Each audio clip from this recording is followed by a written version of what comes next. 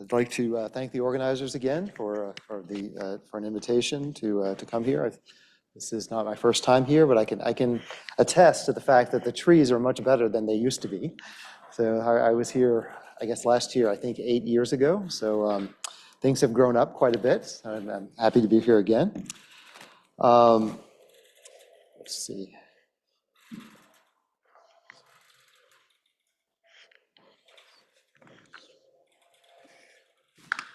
All right.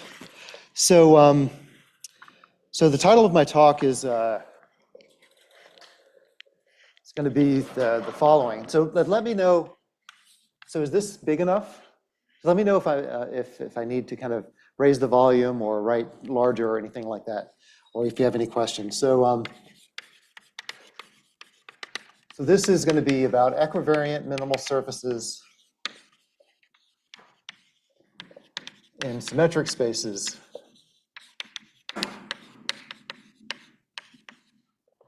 via Higgs bundles.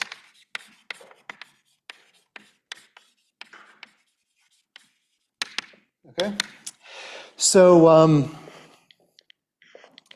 so what I'd like to do is I will try to do kind of some to start out with kind of minimal surfaces. So I'm not quite doing zero mean curvature. I'm kind of try to remain in the Riemannian setting. I'll start out with minimal surfaces and get to a place where where I can kind of write down the Higgs bundle equations, which may not be the usual way of doing things. Okay, and so towards the next few lectures, depending on how fast I'm able to go or how many questions there are, et cetera. So we'll try to kind of talk about some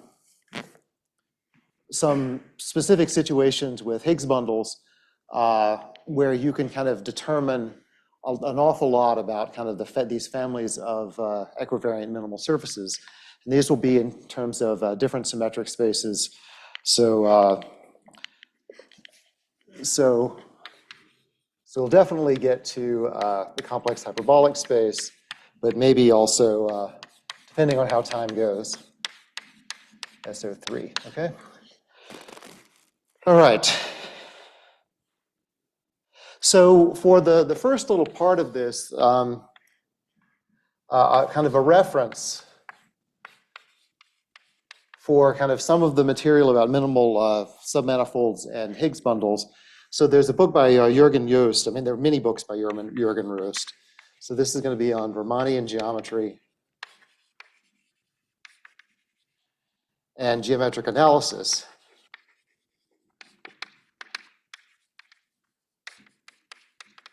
Okay. So that's kind of a reference for some of these, the first what I'll be talking about right now. So given a Riemannian manifold, Mg, so G is going to be a Riemannian metric. I mean, for most of what I'm talking about, G could be a Lorentzian metric. We'll hear about those sorts of examples later. So what we're going to consider, and so in general, this might just be immersed submanifold N. So I can think about the immersion as kind of some map iota that takes N into M, and we'll kind of consider this with the induced metric.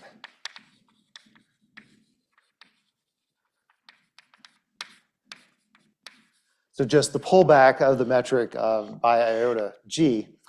And so this kind of in the classical notation, this might be the first fundamental form of. So I guess one thing I should say is that where we're going with this is that at least according to the advertisement that I saw, one of the main aspects of this zero mean curvature surface workshop is to kind of go beyond kind of the most classical setting of kind of minimal surfaces in R3. And so what we're doing is we're going to consider kind of new other sorts of minimal surfaces in symmetric spaces. And so, so maybe I'll just say kind of in R3, so kind of the case where M is R3 with the standard Euclidean metric, then we have kind of a very nice picture. So we can recover. So let me just kind of pull it. This is a very rich theory that I'm not really an expert on, or minimal surfaces via certain analytic functions. So for example, the Weierstrass representation, there are other representations as well. Okay? And kind of given these analytic functions, you can do some fairly simple kind of algebraic operations and maybe integrate to recreate the coordinates of the minimal surface in R3. And so this is kind of an example that we would try to want to build towards this sort of thing in a more general Riemannian manifold. So what we'd like is to have kind of, we want to recover these the various minimal surfaces via, and so I think one thing to do is that we will eventually kind of restrict to dimension 2 via some sort of analytic data, some sort of holomorphic data. And so since this is going to be holomorphic data in dimension 2, we're going to be typically in the setting of a Riemann surface. But first we'll talk about kind of these. So we'll see kind of how close we can come to this. And this setting of Higgs bundles is a kind of a very broad setting for certain classes of symmetric spaces of non-compact type. You can find a good analytic theory of this, and we'll talk about what goes into it towards the end of this lecture. Okay? So do let me know if you have questions along the way, please. All right. Okay. So then, in this case, n, or kind of the image, iota of n is minimal in M. So I guess in this case, this would be the case not just of an immersion, but an embedding. If it satisfies the Euler-Lagrange equation of, so I'm going to call this an area functional. So n is kind of arbitrary dimension so far. So the area functional is going to be the volume of n with respect to the metric pulled back. Okay. So as the immersion varies, so you have kind of this. I mean, I think so you have some manifold M, it may have some topology or something, and then this is going to be a local consideration. We're going to have n here, and so this is going to be, think about this as a map, but what we will consider is the sort of picture where you vary this immersion a little bit in some family. And so typically you do this in some, with some compact support. So these may be kind of some iota sub t, where iota sub 0 is equal to the original iota. So this would be the sort of family. Okay? So in other words, what you want is we have kind of the A of t. This is going to be the volume of n iota t g. Okay? All right. And so then the Euler-Lagrange equation is just that we want to consider the first variation, which is that the derivative at t equals 0 of if A of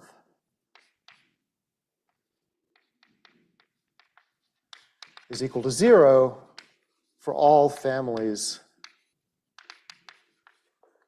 iota t with iota 0 is just equal to iota. Okay? In this case,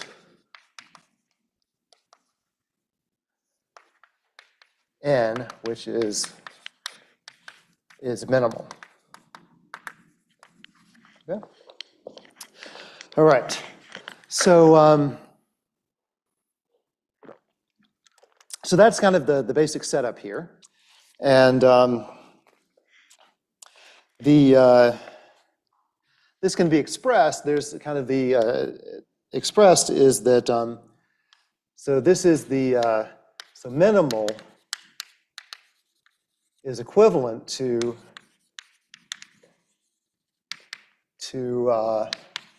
zero mean curvature. So this is okay. So the zero mean curvature condition is that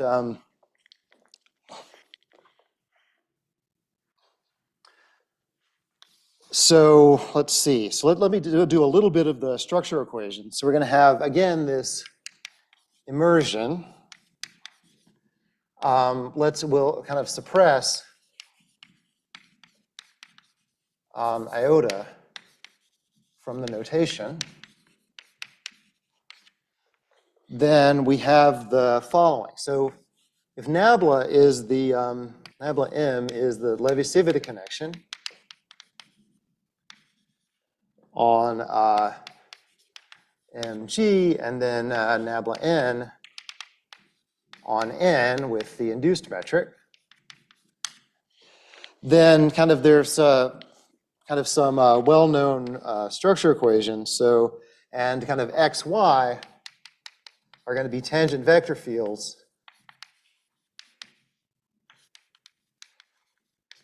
to n, which is inside of M. Good. So then we have the following structure equations. So if you take the kind of covariant derivative inside of M of y with respect to x, then this is equal to the Levi-Civita connection on n of y with respect to x plus another term. Okay? So this is going to be the second fundamental form.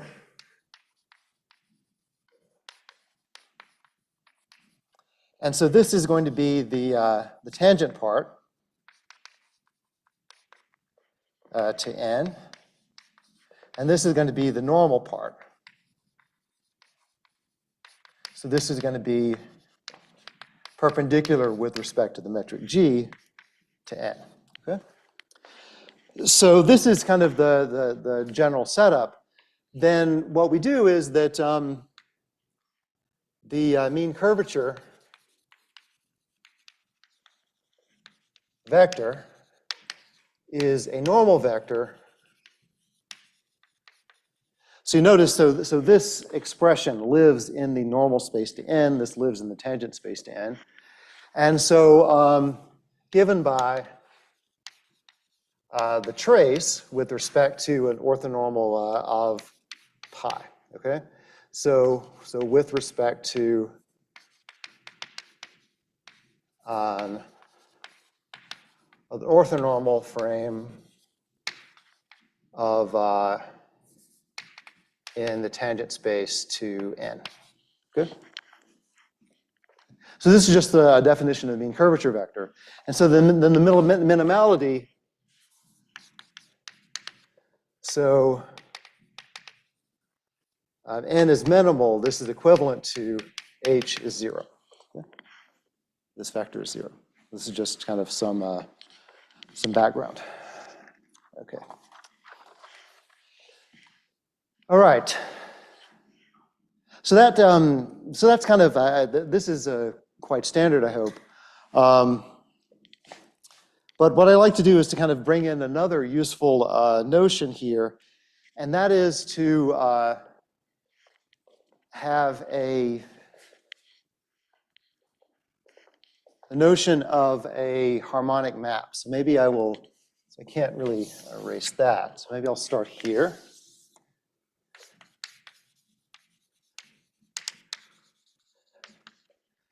So a harmonic map, so from, in this case, NH to MG. So in this case, N is, so they're each going to have Riemannian metrics.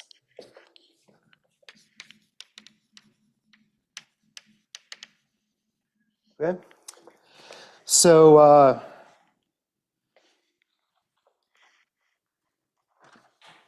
so in this case, so let's consider kind of a map, F, from N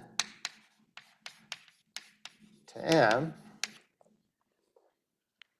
So, and let's consider kind of the case where N is compact, just so kind of things make sense. Well, so instead of an area functional, we're going to use an energy functional.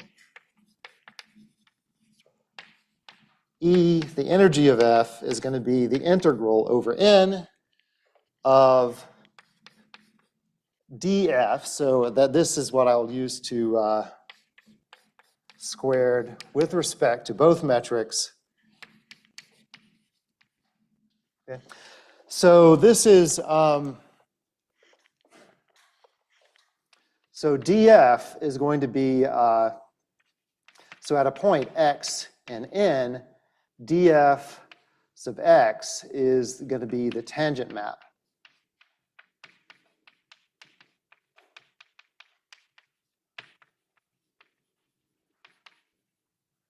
So sometimes you may see this with a t, this is going to be a df. If the target is just the real line, then this is just kind of the ordinary definition of, say, a one form, right? So this is kind of an expansion of the case of a real line.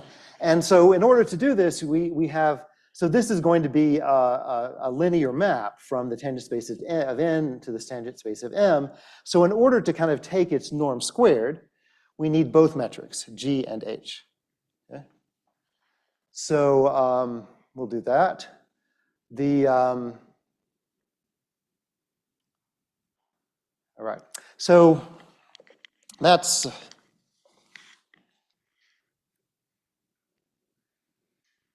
so for this, we have kind of the,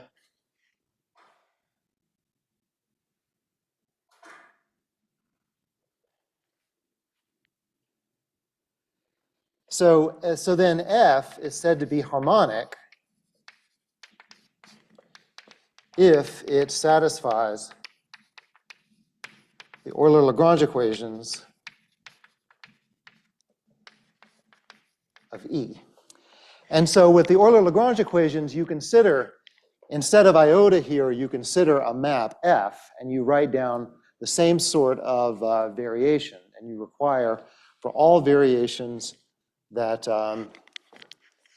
let's see, so in other words, d dt at t is equal to 0 of the energy of ft is equal to 0. So for all kind of variations ft such that f0 is equal to f. Okay? So that's the definition of the Euler-Lagrange equations. So that's all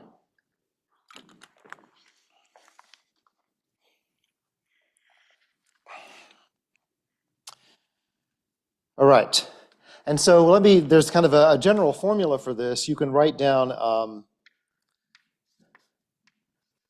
the trace of nabla df is equal to 0. And so df is going to be the tangent map.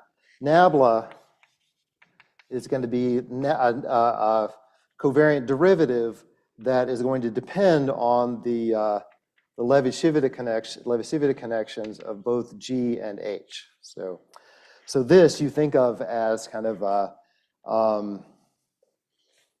guess you can think of this as kind of an endomorphism bundle, and you can kind of make a single covariant derivative out of both of these Levi-Civita connections. Okay. And so this is going to be this is the tension field. All right.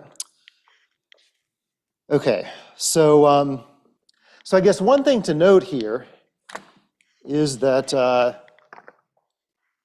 this does look a bit similar. Okay, so I'll go backwards, erase some of this. So the case, so F is an immersion, so an isometric immersion. So I guess in this notation, and H is just the induced metric from the target. Then you notice that kind of this df, this is just going to be 1, right? So it's just the identity map with respect to the various metrics. And so E of F is equal to A of F in this case, okay? So for an isometric immersion, these two functionals are naturally related, and you can kind of think about the energy functional as, in some sense, it's kind of a generalization of the area functional, although they're not quite, cannot be identified, as far as I can tell, except in this very special case, okay? So there should be a relation between these two. So there's kind of a standard proposition is that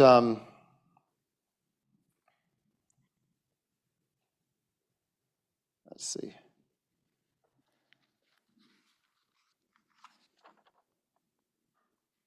Or did I write this down? Let's see. So so in this case, we have the following. So F is if F is an isometric immersion, then F is harmonic if and only if F, let's say at the image F of n is minimal. Okay.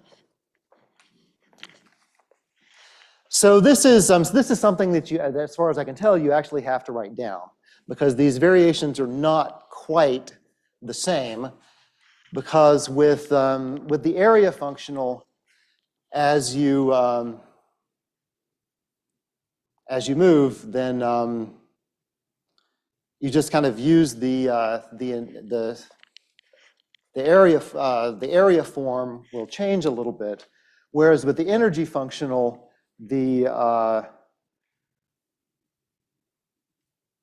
what's changing as well is this will move away from 1. But it turns out that these two equations are the same. Okay. All right. And so you can see a proof of this in, for example, in Jost's book. All right. So it turns out that so let me go backwards again.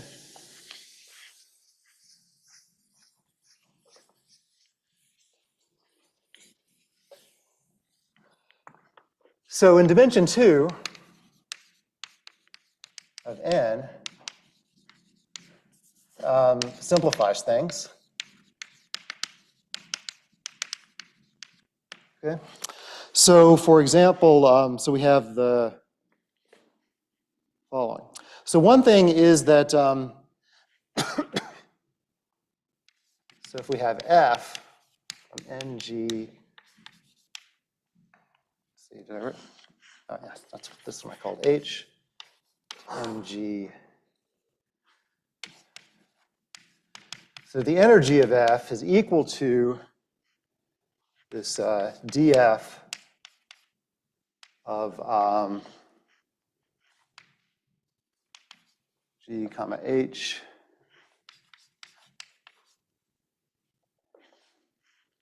dφ of H. Okay.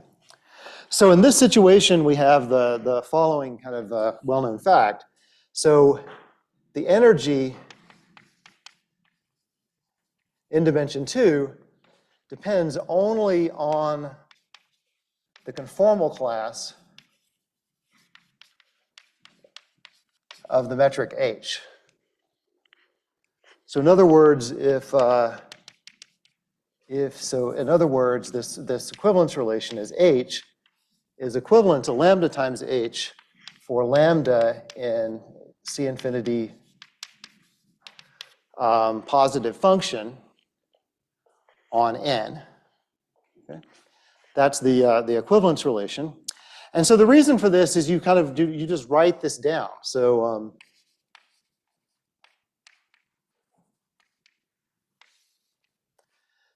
df, we can write this down and say in index notation. So this would be, say, del f. Let's see, which way do I want to do this? So let's say,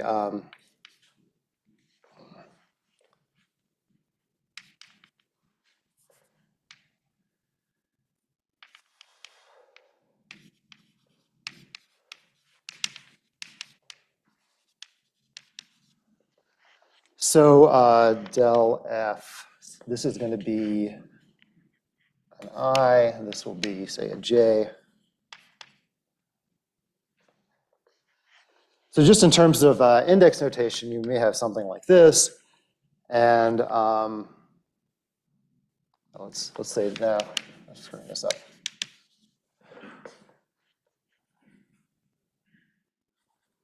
Del f alpha dxi. And then in order to write down to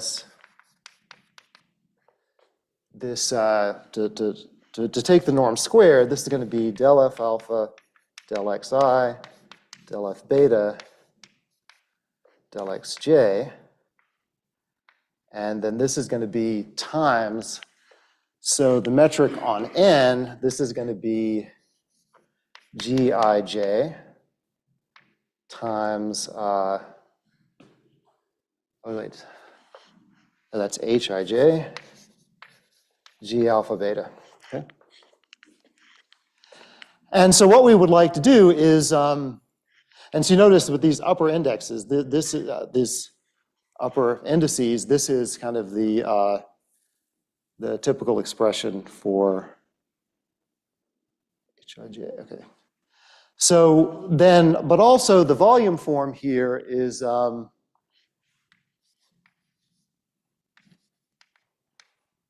this is going to be the determinant of the square root of the hij, okay?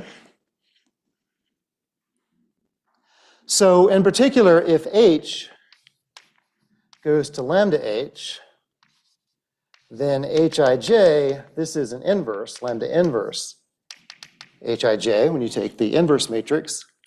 And then also the determinant of hij goes to the determinant of lambda hij, which is, so this is a 2 by 2 matrix. So this is going to be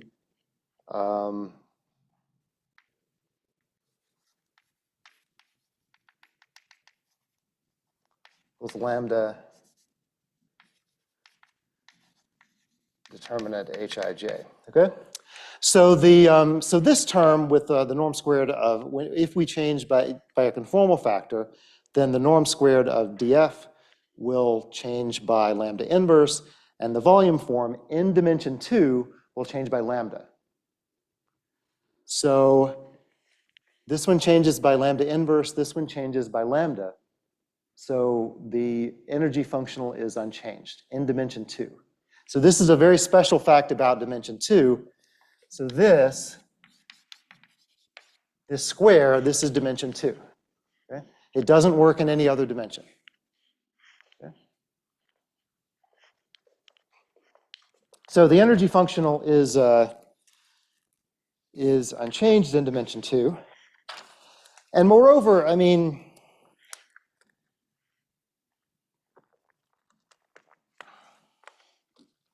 so in particular, what we can do is,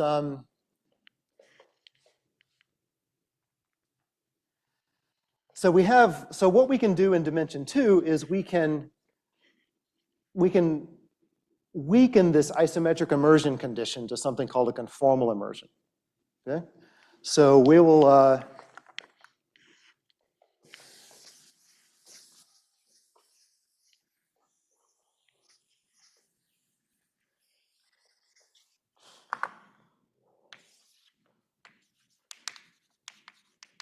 and so pretty much for the rest of the time, the dimension of n is going to be 2.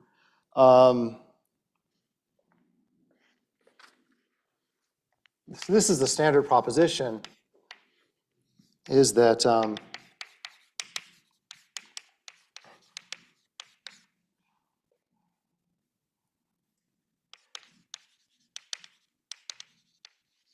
let's say that this is an immersion again, is minimal. In other words, the image of f of n is minimal inside of m comma h, if and only if so f is conformal, which I'll explain, and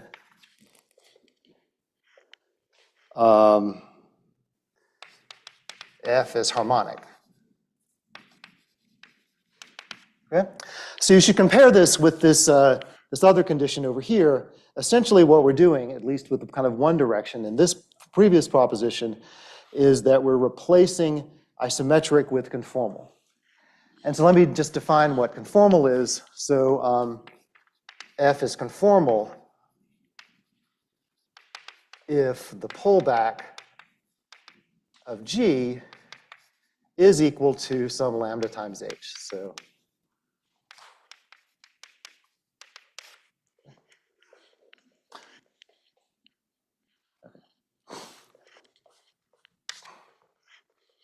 okay, so this is a standard proposition here. And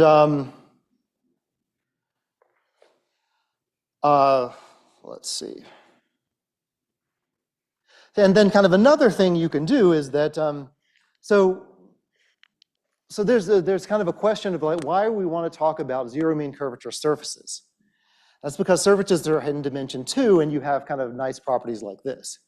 And that's kind of a lot of, so when you're dealing with kind of various geometric problems, the lower dimensional cases are always nicer, or almost always nicer, right? So you can kind of, there are kind of lots of special things that happen in lower dimensions, and so this is one of them, that the energy functional depends only on the conformal class. But then also we have kind of this, so the following kind of well-known proposition is that, so let NH, so with dimension 2, have dimension of n equals 2, and let n be oriented. Or if it's not oriented, you could do some things locally, but I mean, we'll consider just the oriented cases. Then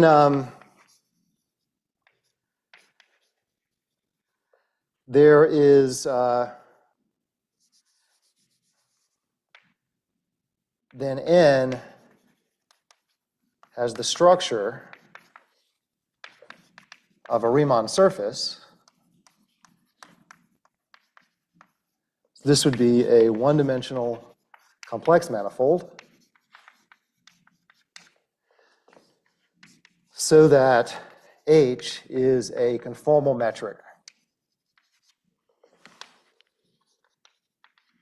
So of the form, so the Riemann surface, so maybe I'll kind of go over here to write this down.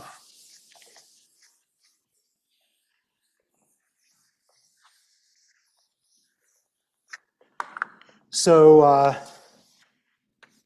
so let Z be from kind of some open neighborhood in N into C be a coordinate chart in a Riemann surface N. And so Z is, say, X plus IY. then what does it mean for this metric to be conformal? So H is conformal if H is equal to some function, let's see, what have I not used? I'll call it mu. So mu is going to be a positive smooth function times dz bar, or another way we write this is absolute value dz squared, or if you want to write this,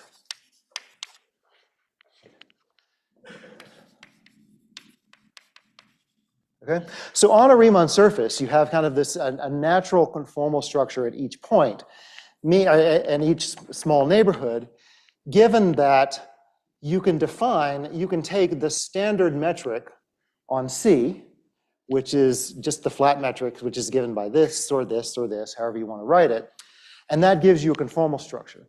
And then it's well known that when you do invertible analytic maps on the complex plane, the conformal structure is invariant, right? And these are exactly the gluing maps you use to kind of piece the Riemann surface together. Okay? All right.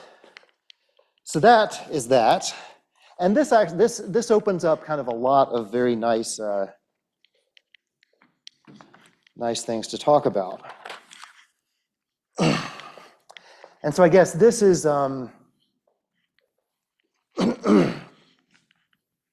yeah, so this is kind of an old theorem. It's over 100 years old by Korn and Lichtenstein, I guess. I think it's older in the real analytic case, but that's in practice not, if you have a real analytic metric, but that's not as useful because you usually construct metrics on an abstract manifold by partitions of unity. So you want the smooth case. All right. So, yes, question.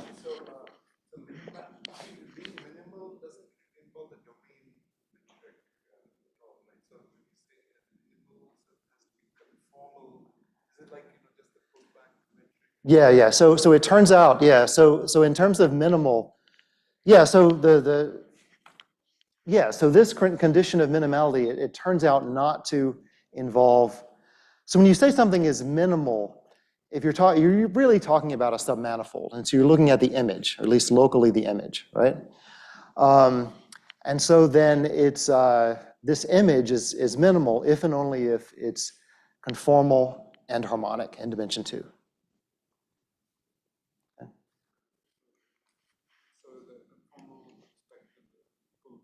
Yeah, with respect to the pullback. Yeah. Well, no, I mean, I guess, yes, the metric that you originally, yeah. So if you pull back the metric from M, then that gives you the conformal structure on the Riemann surface. Yeah.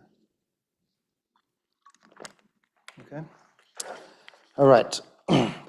So this is kind of starting to get into some holomorphic data. There's also another useful criterion.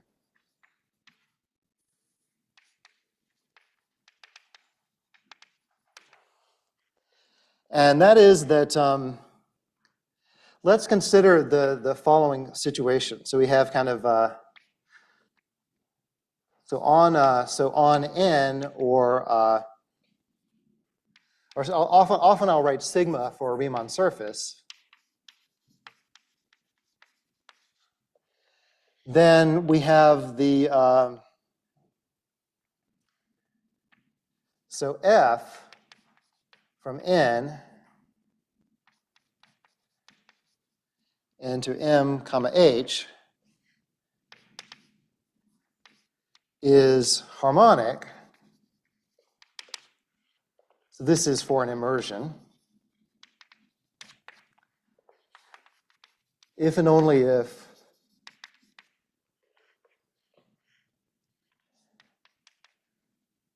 I guess I'm calling G is the one on M, right? So if and only if F pull back G, the 2-0 part, which I'll explain soon enough, is holomorphic.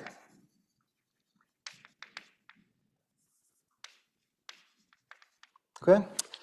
So so on a Riemann surface, it's useful to kind of use the complex coordinates. And kind of you can write down a lot of things formally and kind of the usual things go through. So I guess recall, so the standard way of writing down a complex coordinate z is x plus ey. You can also write down z bar is x minus iy. And you can consider the following. So this is going to be on n. So we have the pullback of g. In general, this is going to be a Riemannian metric on n. And so therefore, this is going to break down into different parts. So what we're doing here is we're going to have, so I'm going to write this in terms of the complex coordinates.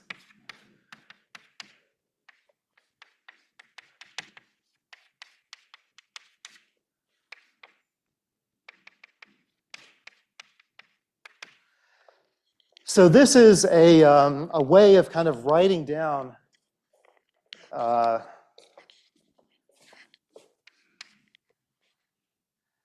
so kind of the idea here is that the tangent space, let's say at a point P, Tp of n,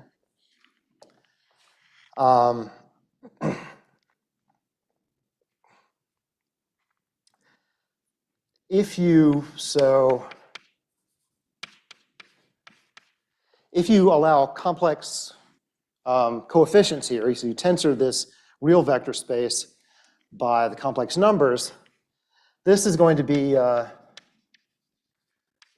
spanned by del x and del y, of course. Right? So these are just the ordinary coordinates, but this is going to be, it's going to be over the complex numbers also spanned by the z coordinate and the z bar coordinate. And so these have formulas, which I will try to, well, I'll write down one of them because I can only remember, let's see,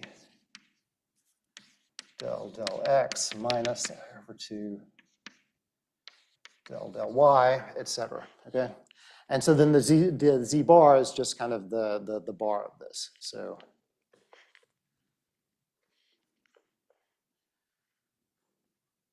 Okay. So in particular, what you have here is that, so similarly, the cotangent space, this is going to be spanned by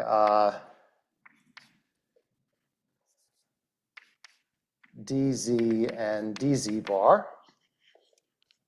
So spanned over in the complex sense by dz and dz bar.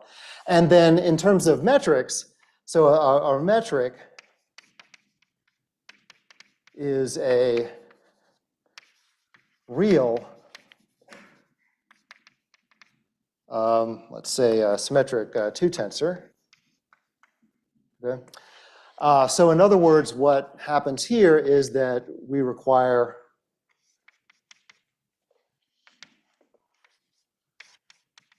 and so the 1,1 part, this is going to be, so the 2,0 part, this corresponds to dz squared. The 1,1 part, dz bar, and the 0,2 part, dz bar squared. Okay? So these are the various parts here. And so in this case, this needs to be real, and these should be complex conjugate. So in order for the whole thing to be real, the sum is to be real. This one needs to be real, and these have to be complex conjugates of each other. Okay? All right. So the criterion now, so can I erase this? This is, okay, people have, okay. So So the criterion is that, so naturally,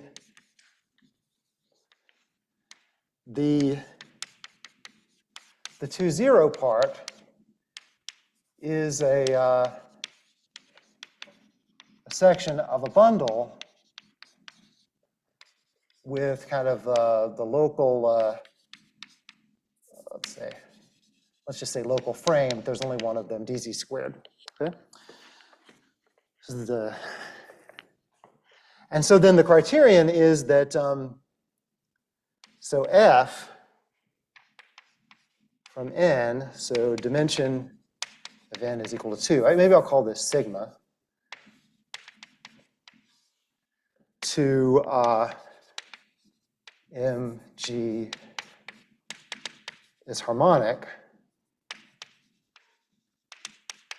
if and only if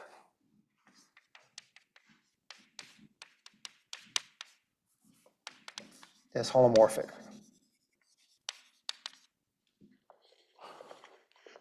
Okay?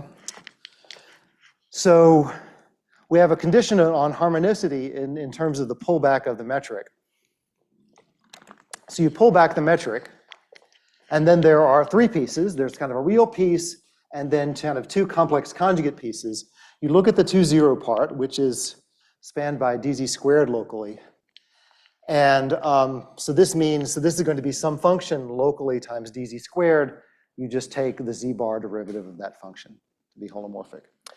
And I guess one thing to note is that this dz squared is, this makes sense. This is a holomorphic section of the bundle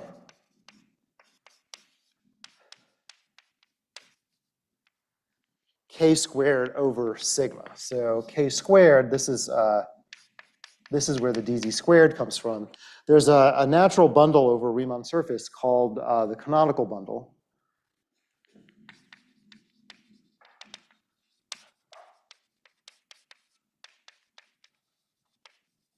So with respect to then there's going to be a local frame. A complex frame is going to be dz on k. Okay? So this is dz squared, so that's going to be this, this section. So this section is holomorphic if and only if f is harmonic. Okay? So I guess one thing to note here is that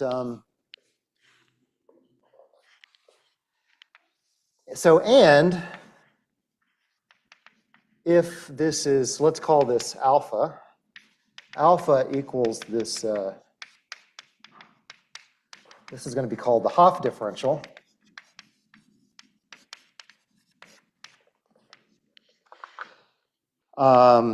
If alpha equals 0, then f is conformal and harmonic. So f of sigma is minimal.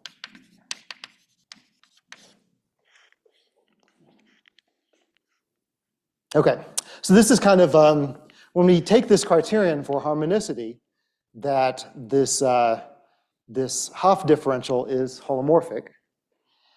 And if it's the nicest sort of, what is the nicest holomorphic function or section of something? It's always going to be 0, right? That's the easiest function or section. I mean, 0 is always a section of any vector bundle, right? So if this part is 0, then this part is 0 as well, because it's a complex conjugate.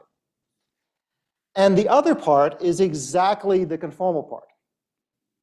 So if alpha is 0, it is holomorphic. Therefore, the map is harmonic. Moreover, these parts vanish, and so the pullback metric is conformal. So the criterion that alpha is identically 0 is the criterion for minimality. And so the criterion for alpha being holomorphic is the criterion just for the map to be harmonic in dimension 2. Okay.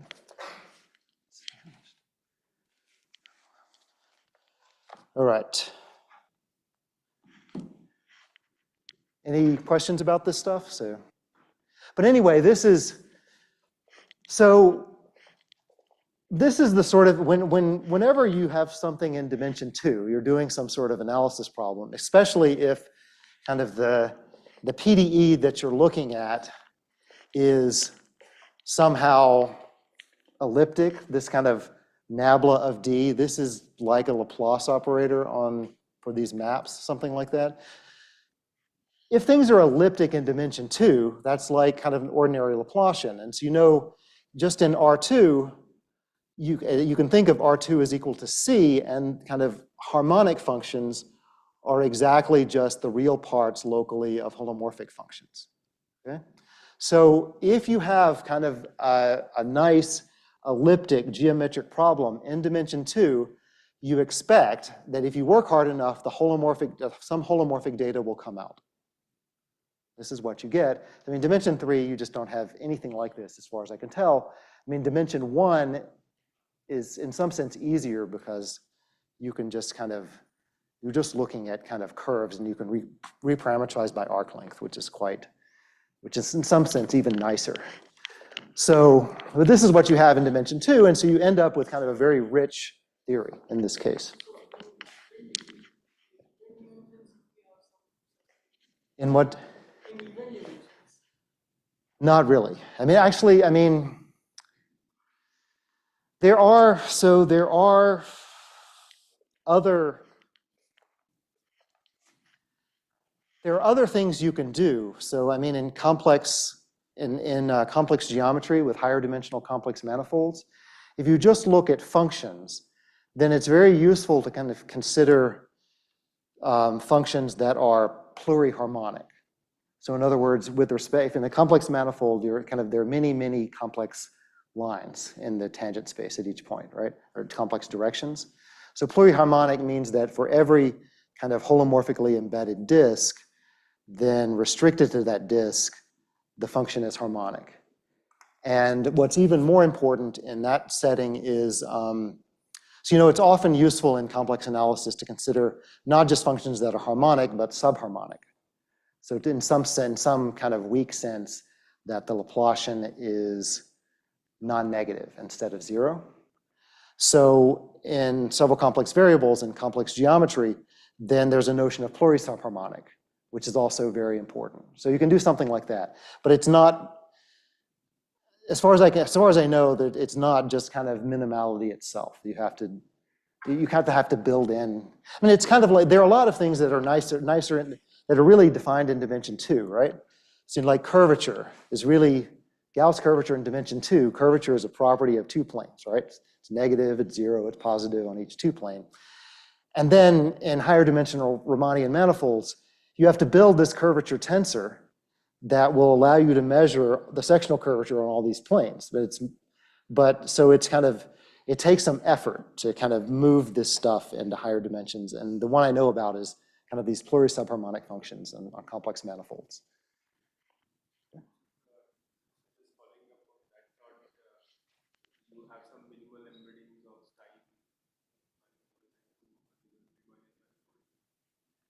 Of Stein manifolds into a given Riemannian manifold? Yeah.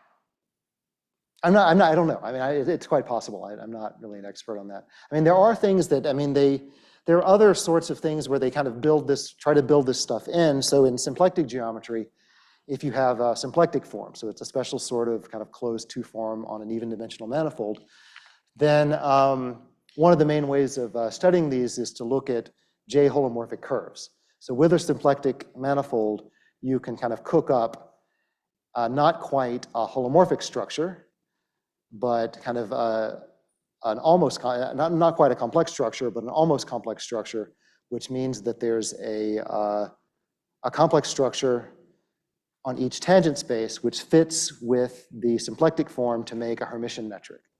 So it gives you kind of an almost Kähler metric. And so doing various things with J-holomorphic curves is kind of one of the main techniques in symplectic geometry. But then you have to but in order to compute this, to introduce this almost complex structure, you need a partition of unity or something, and you have to kind of make sure that you look at families of them, or make sure that you have some property that's satisfied by a generic one or something like this. Thanks.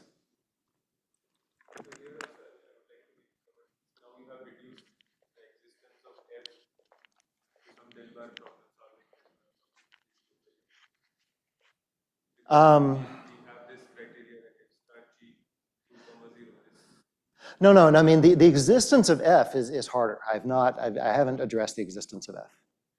So this is just a description of F. So part of what we're going to get to at the end of the lecture, I hope. So when did I start? About 15 after or something?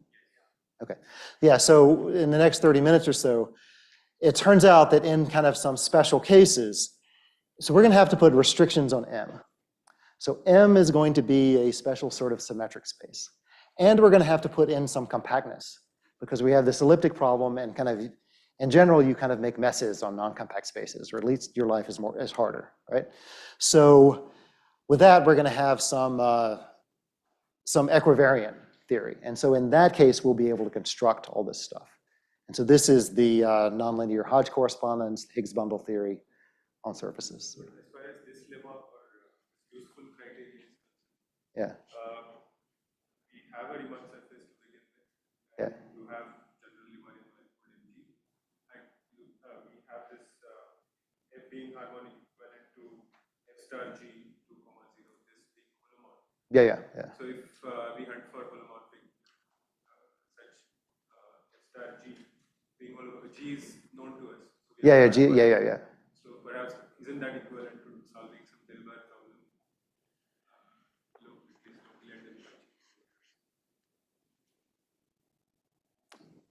It should be. I'm not really, but no, but I mean, in general, and in the examples we're going to be looking at, M does not have a complex structure. So we're going to have, so I don't know, I'm not an expert on that sort of thing, but it's kind of interesting. And I'm not sure if people have thought about this before or not. So, yeah, thanks. This was just motivated from looking at this tensor alone, Yeah. is holomorphic. Yeah. It's happening on N. Yeah. It looks tempting to solve Dilbert. No, but I mean, if you so what does it take to kind of recreate a map, right?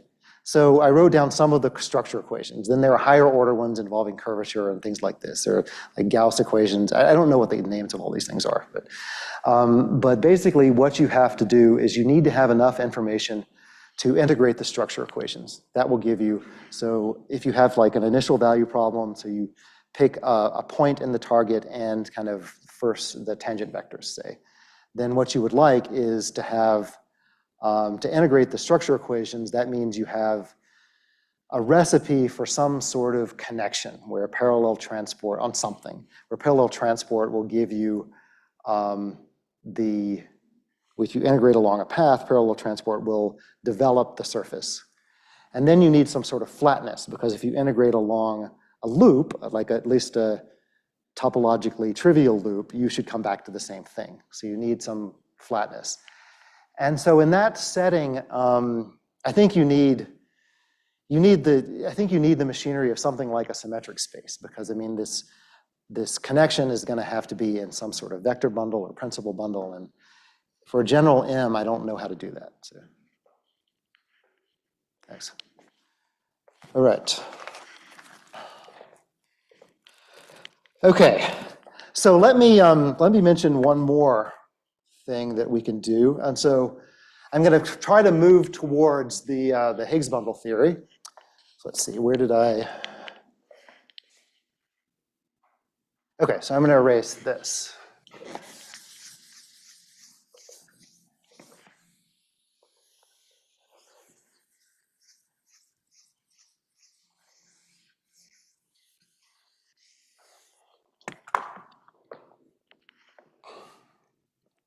Okay, so for So moving towards the Higgs bundle approach,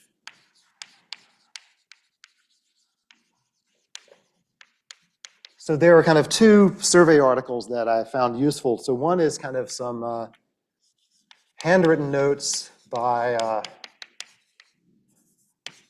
Francois Laborie from 2019. So this is available on his website. And then there's also a paper by Chongling Li in 2019 on an introduction to Higgs bundles via harmonic maps. Okay. So these are some sources that I found useful for this coming up part of the talk, in addition to kind of Jost's book, so the one we specified. All right. Okay. So it turns out that there's more holomorphic data.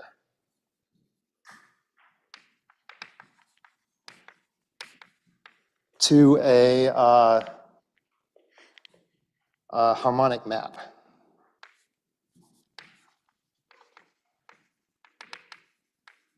So again,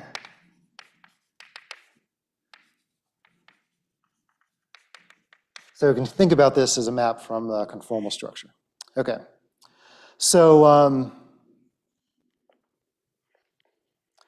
so one of the things we can do is we can make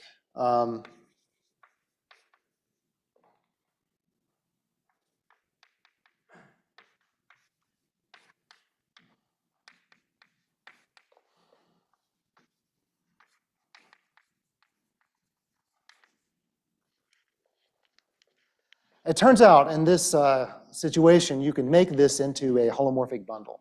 The pullback of the tangent space complexified back on N can be made into a holomorphic bundle. And so in the harmonic map thing, so one thing, what you can do, and so this I found in Laborie's notes. So we can kind of define. So let's say mu is a tangent vector on N, a real tangent vector on N at a point. So then we can define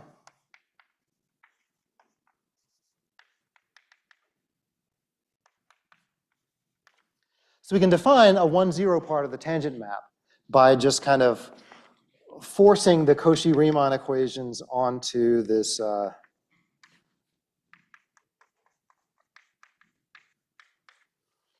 so J, this is the complex structure operator, so it sends del del x to del del y and del del y to minus del del x on N. So these are, so df, of course, at mu, this is a real tangent vector on M at the image point. And J mu is also, this df of J mu is also a real tangent vector. So you complexify by this. And so these are essentially kind of the natural thing you would do with, and then kind of similarly,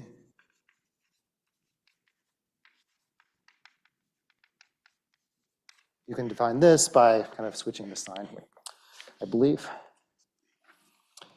Okay. So then we have kind of the following proposition.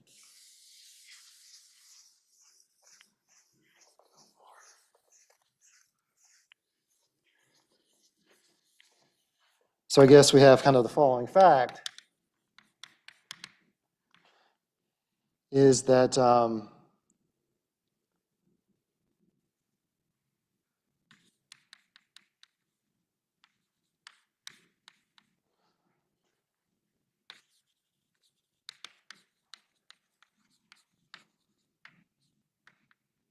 is a holomorphic bundle on N or sigma, I guess,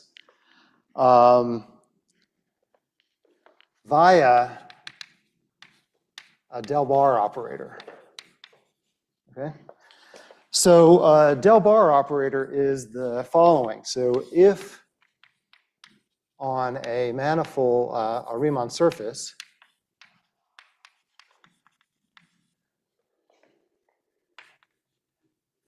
let's say N,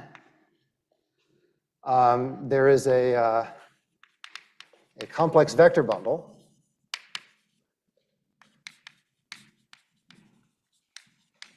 So this just means fibers Cn. Then a del bar operator is an operator on sections, takes sections, let's see, sections. So this is my notation for sections of E to smooth sections of E to smooth sections of E tensor T01. Okay? And so this is going to be like a part of a differential operator D. Okay? So if f is a function, I shouldn't use f. Let's see, I'm running out of letters here.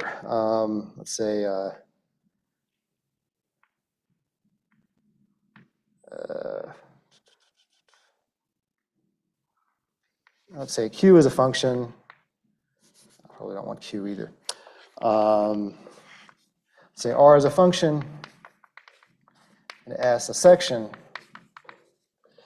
Then del bar, so of E, then del bar of R times S is equal to del bar of R times S plus R times del bar of S.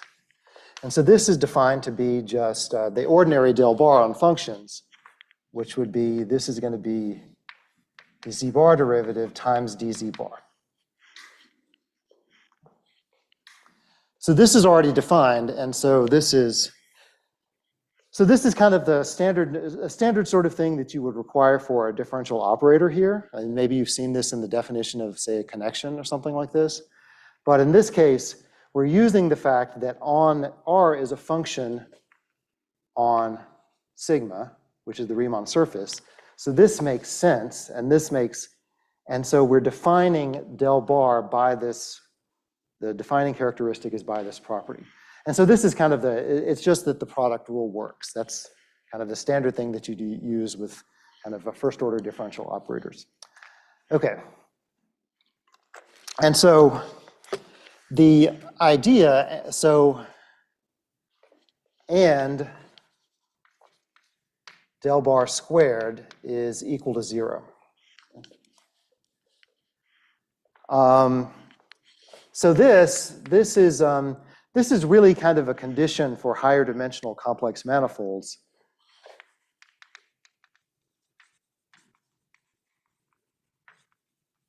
Okay. But this is trivial on a Riemann surface, because if you do del bar, you get a dz bar. If you try to do it again as operating on differential form-valued things, then you get dz bar wedge dz bar, which is 0. So this condition is trivial. So basically what you need to check is this. And so what we can do is, so this is not too hard to check. We're going to use kind of a consideration like this we can kind of define it by, oops, that's the wrong one.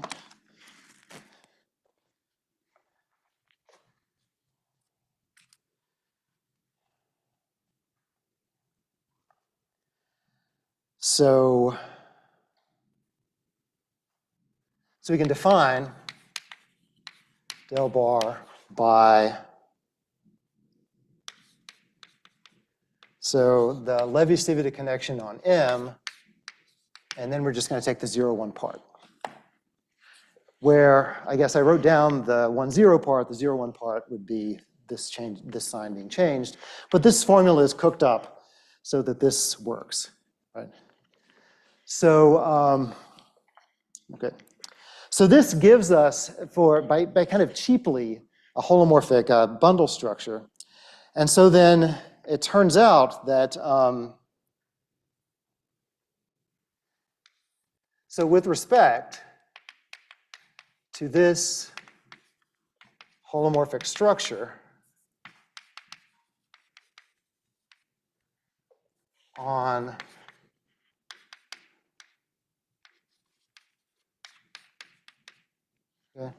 this bundle, then this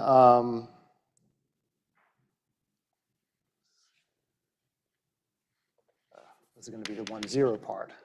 Define it like that. Then it turns out that F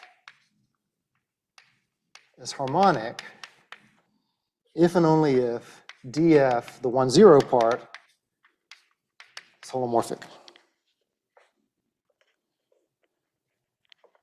And kind of minimal if, in addition, dF is conformal. If F is conformal. So F is a conformal map. Okay. So this is really another way of, another little piece of holomorphic data. And so it turns out in order to kind of relate this to the other stuff that we have, like this Hopf differential, so I guess I should call this something, the Hopf differential alpha, then we really need to pass to a more specific sort of space, a symmetric space. So I'll try to talk about this now. On the pullback of the tangent bundle, yeah.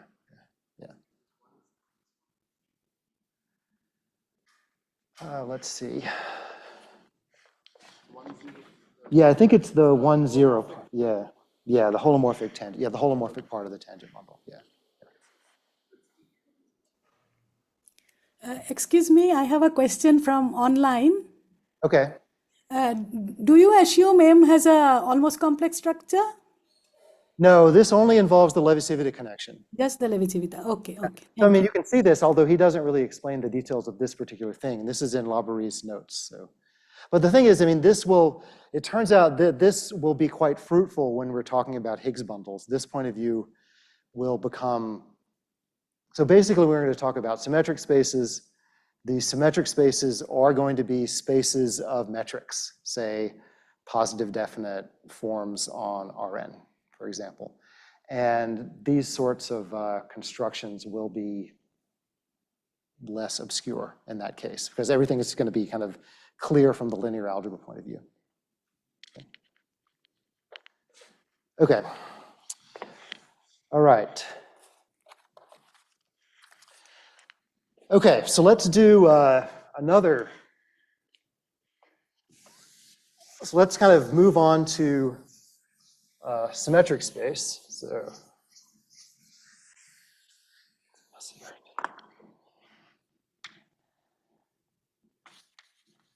the case of M, G, a symmetric space. So we really need to have more structure in order to kind of hope to complete our program of kind of integrating these surfaces into the target, right? So we don't have enough structure here just by saying kind of this is holomorphic or alpha is holomorphic or even alpha is 0. So we're going to have some more structure. So so I'm going to talk about, I'm just going to do a special case which is relevant for us. So a globally symmetric space of non-compact type is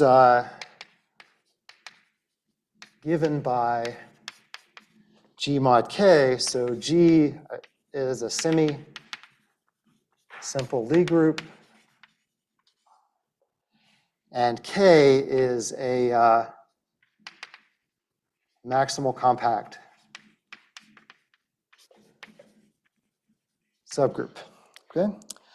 So there are other sorts of symmetric spaces, but they're kind of a little bit, these are the ones that we want, and the other ones are a little bit, you have to define more things to define them in terms of various involutions on the algebra and stuff like this. And so, an example would be, so this is going to be a Lie group in general over R. I mean, compact subgroups are going to be real objects, obviously.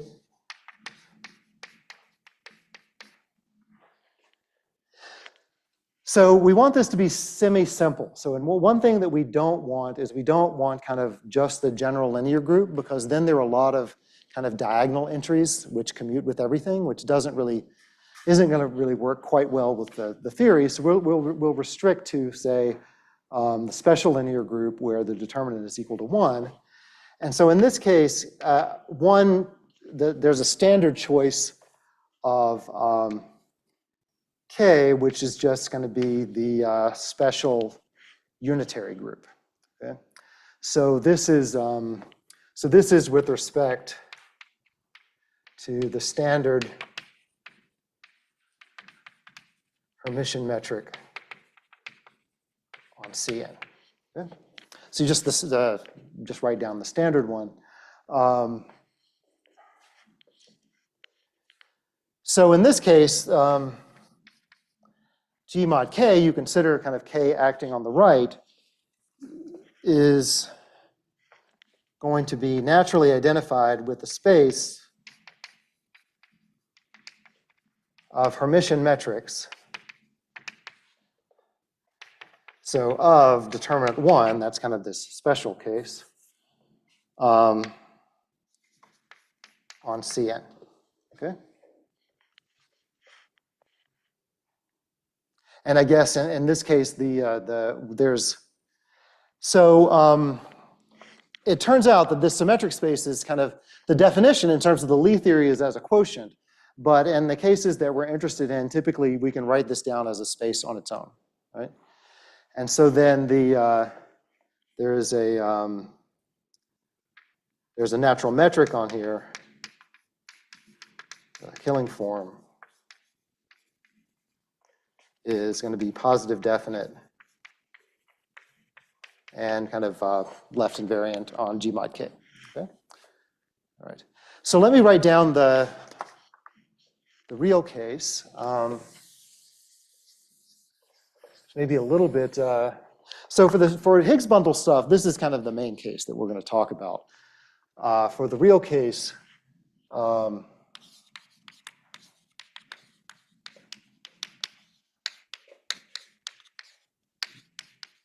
okay.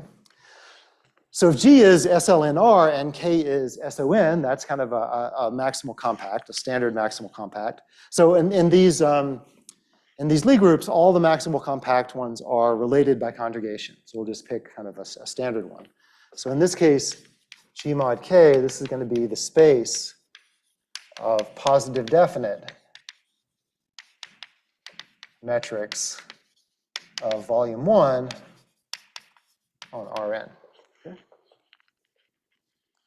And then the Killing form, at least in kind of this real case, is up to a constant given by the trace form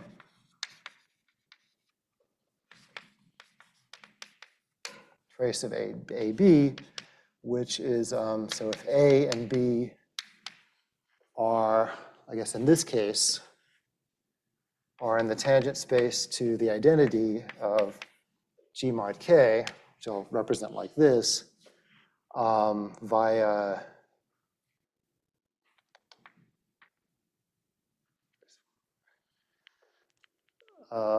let's see, so this is going to be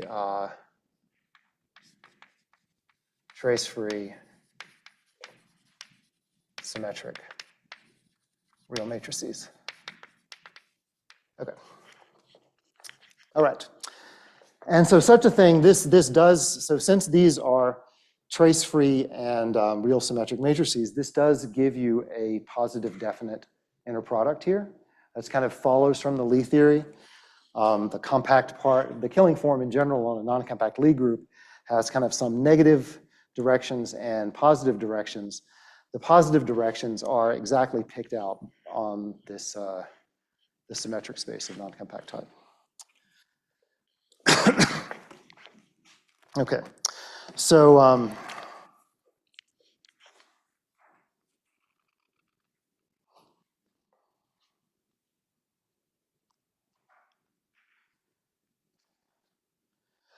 right. Have any questions about this? So let me define kind of what the Higgs field is going to be. A question? Yeah. Oh, right, a little bigger. Okay, yeah. I guess once it gets oh, that part's okay. Okay. Yeah, so yeah, it gets worse once you erase once, right? So you only have one set of boards. Okay. Thanks. Okay. So the main case for Higgs bundles theory is the case of SLNC. That's kind of the case where, or at least where n equals 2 is what Hitchin originally worked with when he defined them.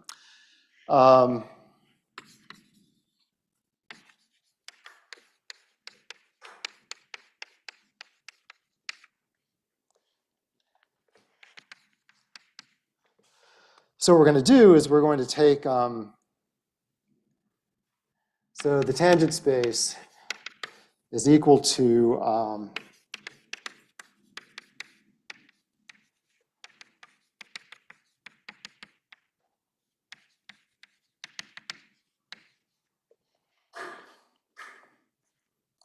so for the harmonic map to M, the Higgs field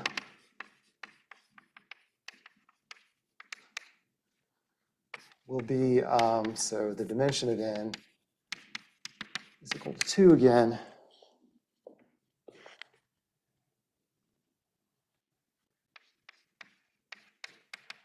Will be exactly this 1, 0 part. And so in this case, this is going to be, we'll call this capital phi.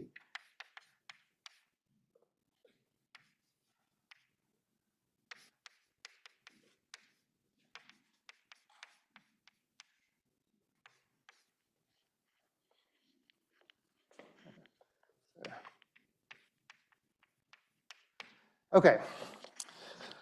So in this case, we're going to have more structure on this, this space. So you remember that this was, we had something like this in terms of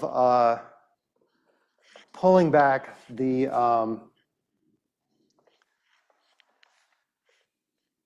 so the df10, so you remember df10, we think about this as a map from the tangent space on n to the tangent space of the target. So the tangent space of the target can be considered to be the trace, or at least the holomorphic part. When you complexify, it's going to be trace-free endomorphisms. Okay? I mean, in general, you have some conditions, but we are tensoring with C.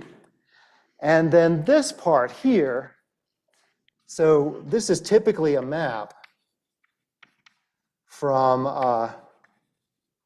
say, the tangent, let's say 1, 0 of n into the tangent 1, 0 of m, let's say f star m.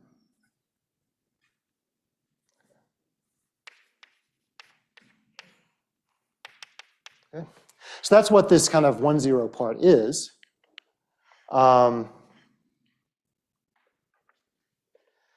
But this case is just the, so this is going to be things that are spanned by del del z.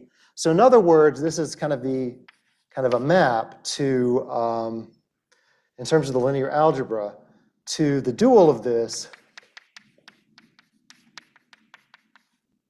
tensor, and this is going to be this endomorphism of Cn, okay? And this is exactly the canonical bundle. Okay? So this is how you can do this. This is naturally part of a connection. Okay? So you remember a connection on a vector bundle has 3 indices. One index, a down index on the, so it's going to be like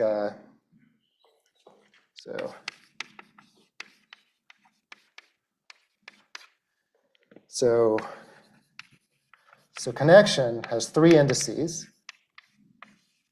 So there's going to be a,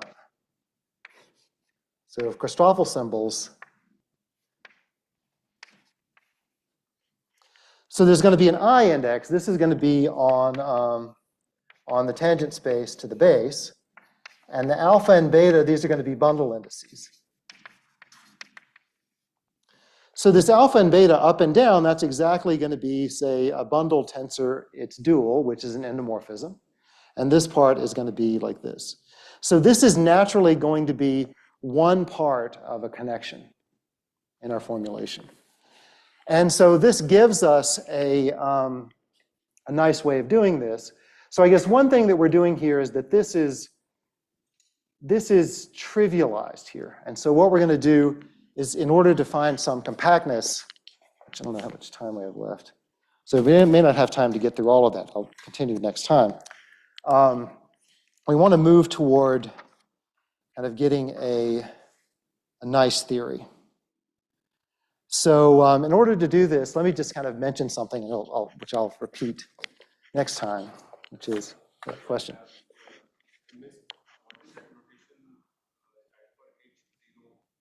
H0, this means holomorphic sections, sorry.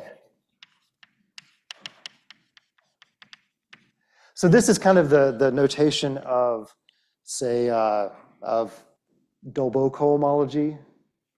So there's a holomorphic section, and then there's an H1. Next time we will see an H1 coming up. Yeah, so that's so the thing is, typically holomorphic sections you may want to write something like this to distinguish them from smooth sections, which you might write with the big gamma. So we had C infinity sections, which are like the big gamma. These are holomorphic sections. Thanks.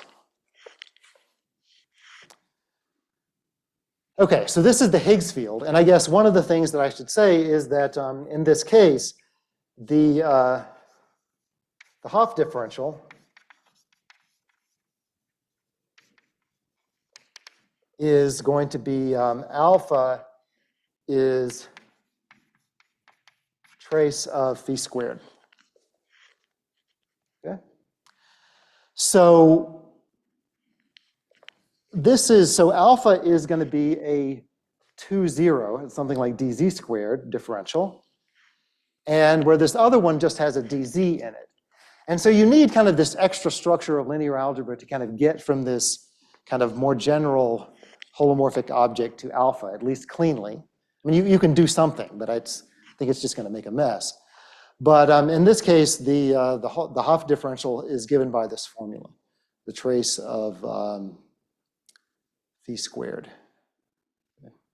And so this makes sense because, I mean, you can multiply two matrices by each other, two endomorphisms by each other. You can take their trace. Even if two of them start off as trace-free, there's no reason the square should be trace-free as well automatically.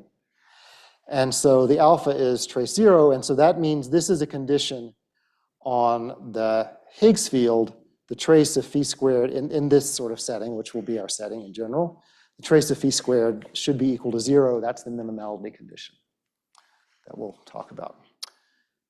Okay, I think that's enough for today. I'll talk a little bit more about this general stuff and then kind of move on to some examples, which are more concrete. But kind of the idea is we're kind of trying to move from kind of a quite general theory of minimal submanifolds and kind of keep putting on more and more restrictions until you get something you can actually work with. And so we'll need one more restriction, and that is some notion of compactness, which we're going to have an action of the fundamental group, have a simply connected Riemann surface, like the hyperbolic plane, take a quotient to get a higher genus Riemann surface. And this thing will be a bundle instead of just a trivial bundle in that case. So we'll see that next time, tomorrow. Thanks. Yeah.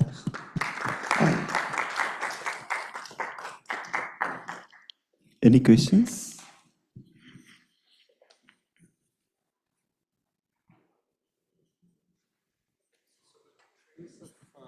Higher powers of phi are also now going to be. Yeah, the trace of higher powers of phi are also important in the theory.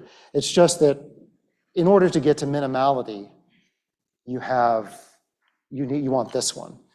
For the higher powers, there are kind of more sophisticated generalizations. I forget what these things are called, like super minima. Do you remember what they're called? So like if the trace of, the trace of phi itself being equal to 0, that's just to land in the semi-simple case, right? And then this one, trace of phi squared to be equal to 0, that is to land in that's equal to 0 is the minimality condition. And then there's kind of a hierarchy. If the first so many of them are equal to 0, you can, at least in some cases, kind of relate this to something called a harmonic sequence. And then there's a harmonic sequences naturally in terms of maps from a surface into a very special symmetric space, typically classically kind of CPN, but you can do kind of dual CHN, which is one of the things we'll talk about. And then there are kind of nice integrability properties if after, like when do they start vanishing and kind of things like this. So the more of these things that vanish, like starting from the beginning, the more integrable this thing is. So integrable in the sense of, in kind of a strong sense of, there's some holomorphic functions and you kind of, in theory, can write things down, whereas we'll see, we're going to have some PDEs to get to the endpoint here, the Hitchin system.